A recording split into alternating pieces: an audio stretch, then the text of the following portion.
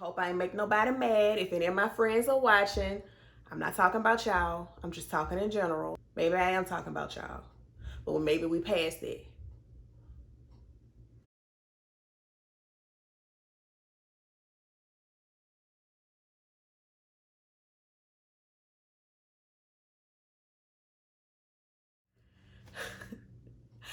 Hi guys, DalanaB here, and I am back with another video. And as you guys already know, today is Talk About It Thursday. So as you guys know, I've been on this whole independence type series. The first one was just an overall overview of being independent. If you haven't seen that, go ahead and hop to that video after you watch this one. And then the video for last week was being independent in relationships. So I told you guys in last week's video that I wanted to talk about being independent in friendships, but I kind of want to put a little bit of a twist on that. I want to talk about being independent and codependent in friendships. If you guys are not subscribed to my channel, please go ahead and hit the subscribe button. Make sure you turn on the bell so that the notification bell, so that you don't miss any uploads from me. And if you are not following me on social media, please go ahead and follow me on social media, guys. And let's just go ahead and jump right into the video. Okay, so I was going to talk about being independent in friendships, but I felt like I couldn't discuss that without talking about being codependent in friendships as well. This topic stems from a conversation that I had with a really good friend of mine. Hey, Anicia girl, if you're watching, I hope she don't mind me saying her name, but she and I was just kind of having a conversation, and it kind of rolled into codependency in friendships. I am a very independent friend, but I'm also codependent as well. When I say I'm independent, I mean that I don't really rely on my friends for anything. And what I mean by that is because I'm such a private person and I'm so independent to the point to where, like I told y'all, if I have an issue, I have a problem, I'm more than likely going to figure it out on my own. Like I'm not one of those people who likes to put their problems on someone else. Just because I mean, if you don't really have a way of helping me for real, or a solution, a real tangible solution that you can help me with, I don't see why I would put my burdens on you. Now, outside of my best friend, because I do call her, if something is like really on my nerves, and usually I call her after the fact. I never call her in the moment when it just happened. I usually call her maybe a few days later, a week or so later, sometimes a longer time than that, before she'll even find out. That's just how I'm wired. That's just how I am. But I'm on the flip side to that, I'm codependent in the sense of, you guys know how you see the memes all the time where it's talking about, I don't want a friend who needs me to call them every day, or I don't want a friend who wants to talk all the time because I got things going on. But whenever we get together, it could be months later, weeks later, whatever. It's like we never skipped a beat. I'm not one of them friends. Let me tell you why. I don't want a friend that can go weeks without a quick text. Hey friend, how you doing? Like, I've lost friendships behind it. I'm not doing it. I feel like when you're friends, you should check on your friends at least once a week, right? And for me, that's not even enough, because you just never know what's going on. Now, my thing is, if you got a man that you messing with, you checking on them, you talking to them. So why you can't do the same for your friends? A quick text takes 2 seconds. Hey friend, are you okay? Just think about you, whatever. And all of my friends will tell you I'm very random in that sense. Like, I will literally text my friends just out the blue. Hey friend, you ran across my mind, just making sure you're okay. That's just the kind of friend I am. I don't care what I'm doing, I check on my friends. Even if I'm going through something and people, everybody go through stuff and I'm going through something, blah, blah, blah.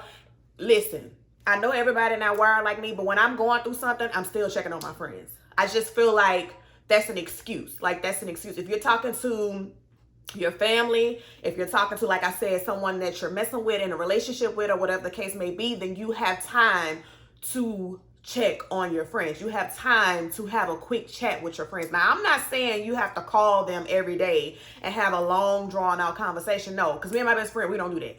Now, when we do get on the phone, it's about 6 hours. I kid you not. Like, it's 4 hours. But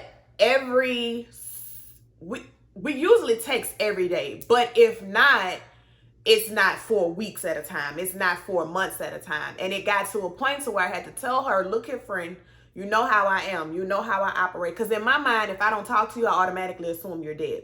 The reason why I do that is because it stems back to my dad. I couldn't get in touch with my dad for a while.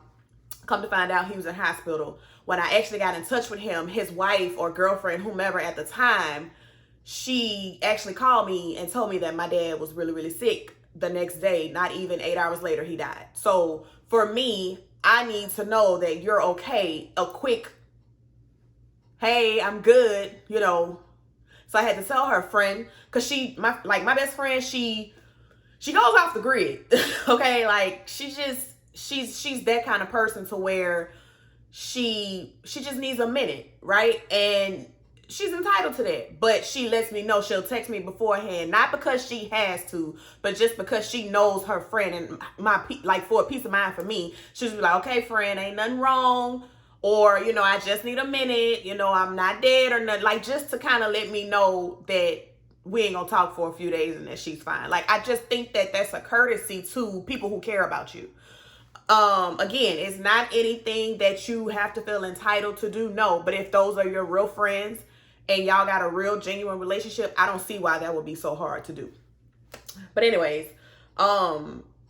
back to being like an independent friend and then a codependent friend. Now, with independent friends, I think that we need to learn how to lean on our friends a little bit more, especially those friends that really want to be there for you. Now, I'm not talking about those people that's around you, and if you got these people around you, then you don't need to call them a friend, but there's people who will make you feel like you can't go to them. Now, I don't have those kind of people in my circle because I don't have a lot of friends. I just don't. I've never been that girl to have a whole bunch of friends and people around me because I don't trust people like that. And that's going to be a whole nother topic, but I don't trust people in that sense. People are not genuine. It's always a motive. Now, I'm not going to say always, but people have motives and people's tendencies aren't always for your best interest, right? So for me, I need to learn how to utilize those that are around me to kind of help me navigate with some stuff, right? If I'm going through something, or if it's something that I need to figure out. Now, especially if it's something serious, my little stuff, I can figure that out. But if it's something serious, I need to learn how to navigate, because once I get mad, it's like my understanding goes away. My communication is not the best. And I feel like if I'm able to talk to someone, i.e. a friend, who I know has my best interest at heart, I think that they will be able to help me to calm down a little bit. Now, I'm one of those people who now today is able to say, okay, I don't want to talk to you in this moment, but there are times when I have to have difficult conversations that can sometimes be stressful, and I'll hold all that in, all that anger after the conversation is done, and then I don't kind of like let it out. Now, like I said, my best friend, she gets it, and it's to the point to where when I finally let it out, I'm still mad about it. Like, I'm still mad about it. So it comes off so aggressive to her, but it's not what that is. And I think that if I could let her in a little bit more, or whomever, more the times than not, it's gonna be her.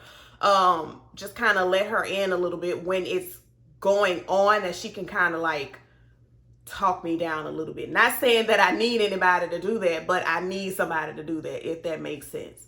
Now, on the flip side to that is those friends who are overly codependent, who's always calling, oh friend, can you help me with this? I need you for this. I need this from you. I need that from you. I need to know your every move, or, you know, just to be a nag, or just to be needy. Like, there's one thing for your friends to care about you and want to know certain things from you. That's one thing. Or just want to hear from you, period. You know, what's going on, friend? You good?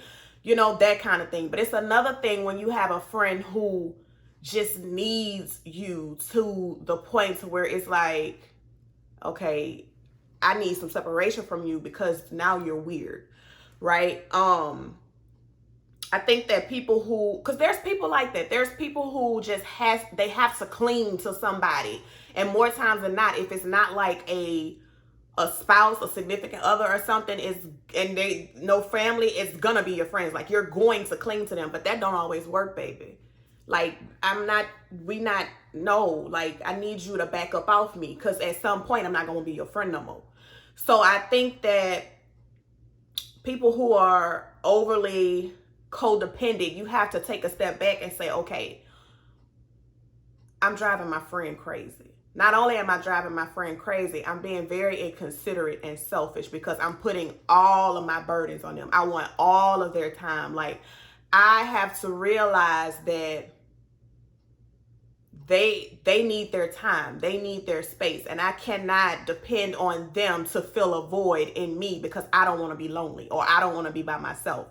Like, y'all know what I'm talking about. You have those people that just need somebody, and when you don't give them what they need, they're constantly calling, they're constantly texting, oh, this is happening, oh my God, oh, whoa. And it's just like, wait, why are you like this? Like, you can't keep calling me every time something happens. Like, I cannot just pick up the phone for you every time something happens, or I can't just be like, because first of all, if we got to talk all day, every day like that, because you can't just, it's kind of like the meme of, I ain't gonna be calling you every day because I got stuff to do, but it's to a certain extent. But when you got a codependent friend, that they just take that to a whole nother level. And then sometimes it gets to the victim standpoint of it, and it's like, oh, well, you don't want to be my friend, and then they just get nasty with it. Like, you have to understand that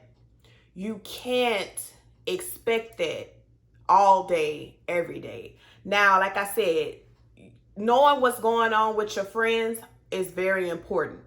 But you also have to know that they do have a life. They do. But a check-in every couple of days, once a week or something like that, it's not that hard. But you cannot put all of your problems, or you cannot expect your friend to serve in a capacity to where it's smothering and it's overbearing. You can't do that. And I think that codependent friends, or people in general, will do that to their friends, and that can actually be a bad thing in a friendship, because you can actually lose your friend over that. Like for me, if I had a needed friend, like a needed friend, you wouldn't be my friend. You just wouldn't. I'm not gonna do that, because first of all, you're gonna get on my nerves. Because if you calling me, more times than not, you're gonna be calling me with the exact same situation. Now, it may be a different day, different characters, and the plot may be a little different, but you calling me with the exact same problem. And listen, I'm going to listen to your problem once, maybe even twice. See if you call me that third time with that same problem, my words ain't going to come out so nice, because it's like you keep putting yourself in this situation. I'm telling you what I think, or whatever the case may be, but you're not following it. So stop calling me. I would be one of those friends. Don't call me no more with that. Like, I am that friend. Look, let me tell you something. Don't call me no more with this foolishness, because I'm not going to deal with it. And then you have the other side to it, where an independent friend may feel like they're giving their all, but you're not letting your friends in on what you have going on. So how do they know to be there for you? You see what I'm saying? But like I told my best friend, I said, when your friend's not right, whether they independent or codependent, whatever, when your friends are not right. But especially if you pay attention to your friend, when your independent friend is not right, and that's when it's time for you to step in and bombard a little bit. Okay, friend, what you got going on? I know you're not going to tell me, but I know you a little off, so we about to have this conversation right here, right now. So, I don't know, guys. I think that it's a fine line to kind of figure out where you fall in your friendship, but it also, what's important is that you have to know the kind of friendship that you have and who you have it with, because these wouldn't even be issues depending on the friend that you have or whomever you're in friendship with. Me and Tiffany, that's my best friend. We are like night and day, but we know each other. You see what I'm saying? And neither one of us is well, she's more independent in the friendship, and I'm more codependent in the sense of I need to know that you're okay. But she kind of likes to do her stuff, you know, to herself, and I'm the same way. So it's kind of like I don't know, it's kind of weird, but it works. So, and that's what it all boils down to, like, you knowing how your friendships work, because you're not going to have the same relationship with all of your friends. So you have to know how your friendships work. You have to know the boundaries within your friendships with those friendships, and you just have to make it work. Like, just us independents, let's let the people in a little bit more. You know, let's lean on them. Let them be who they're supposed to be in the capacity that they're able to do, right? It's kind of like you meeting me where I'm at, and I'm allowing you to come in and kind of help me where I'm at. And then my codependent people, listen, get you a little bit of independence, okay? And understand and know that that friend that you have, if you drive them crazy, you're gonna regret it. So get yourself a little bit of independence. Understand that, you know, your friend is not your man. Your friend cannot solve every problem for you. Your friend don't want to know all your problems unless they codependent. If y'all codependent on each other, then great, do you. But if you have a friend and you're relying heavily on them all the time, you got to take a step back and say, okay, am I doing too much with my friend? Because you very well could be.